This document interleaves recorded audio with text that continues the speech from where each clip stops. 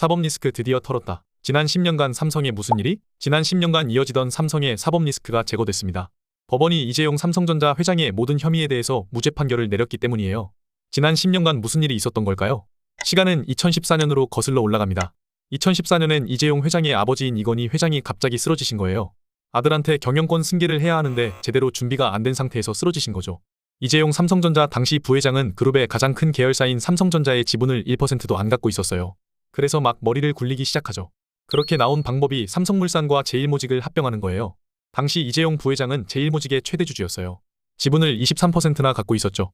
제일모직은 잘 아시다시피 패션을 담당하는 회사였죠. 또 바이오 사업도 했어요. 그게 삼성바이오로직스죠. 제일모직과 합병을 할 회사는 삼성물산이었는데 여러 계열사 중에서 삼성물산을 선택한 이유는 바로 삼성물산이 삼성전자 지분을 4.1% 갖고 있었기 때문이에요.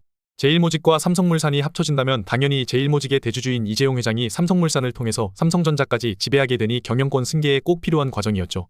당시 삼성그룹은 두 회사의 합병 이유를 미래 신산업 투자 및 글로벌 경쟁력 강화를 위해 합병한다고 발표했어요.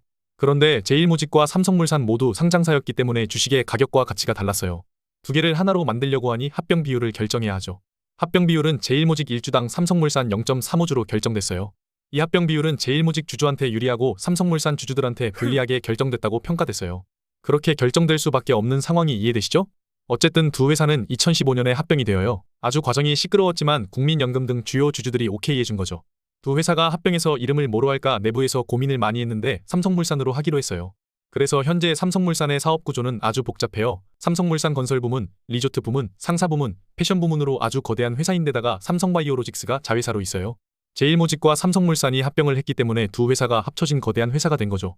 그 결과 이재용 부회장은 새로운 삼성물산의 지분을 16.5%를 보유한 최대 주주가 됐고 삼성물산을 통해서 삼성전자를 지배하게 됐죠. 이 과정에서 검찰은 불법이 많다며 이재용 회장을 기소했어요.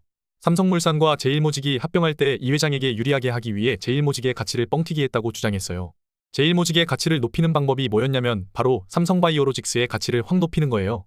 삼성바이오로직스의 회사 가치를 높이기 위해서 자회사였던 삼성바이오에피스라는 회사를 관계회사로 변경했어요. 회계처리상 관계회사로 바뀌면 회사의 가치를 책정하는 방식이 달라지는데 이 과정에서 삼성바이오에피스의 가치가 3천억 원에서 5조 원으로 바뀐 거죠. 검찰이 기소한 혐의는 모두 19개였는데 삼성바이오 회계부정, 제일모직, 삼성물산 부당합병, 합병을 위해 제일모직의 주가 조작, 삼성물산과 주주의 손해 등등 모든 혐의에 대해서 법원이 모두 무죄 판결을 내린 거죠. 이게 가능한 이유는 많은 것이 있지만 실제로 삼성바이오의 가치가 엄청나게 높아졌기 때문이에요. 100만 원이 넘는 주가를 보면 알 수 있죠. 당시 삼성바이오로직스의 기업 가치가 지금처럼 높지는 않았지만 미래를 반영하다 보니 한껏 높여 잡았는데 현실은 그보다 더 가치가 높아진 거죠. 사법 리스크를 털어낸 삼성전자는 활발한 M&A를 진행한다고 해요. 지난 10년간 법적 리스크를 털어낸 삼성이 이제는 날아오를 수 있을까요?